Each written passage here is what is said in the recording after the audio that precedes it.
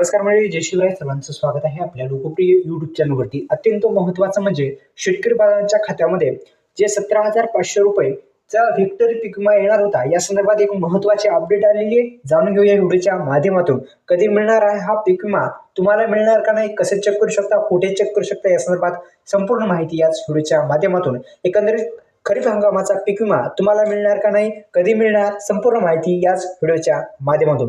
सर्वांना माहिती आहे, राज्य सरकारने सुमारे 31,000 कोटी रुपयाचं मदत पॅकेज जाहीर करून शेतकऱ्यांना दिलासा देण्याचा प्रयत्न केलेला होता. त्याचपैकी 17,500 रुपये हेक्टरी पीक विमा येणार आहे.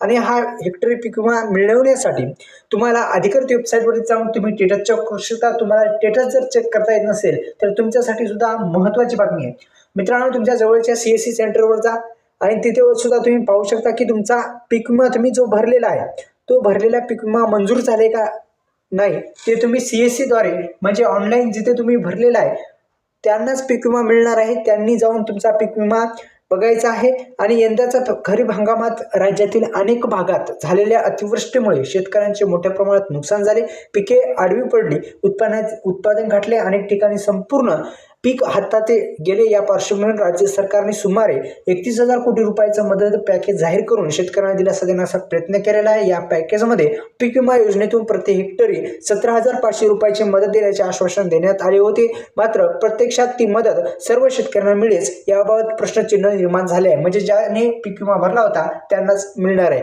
आता समजलं असेल कोणाला मिळणार कोणाला नाही. या युट्यूब चॅनलला सबस्क्राईब करा. धन्यवाद.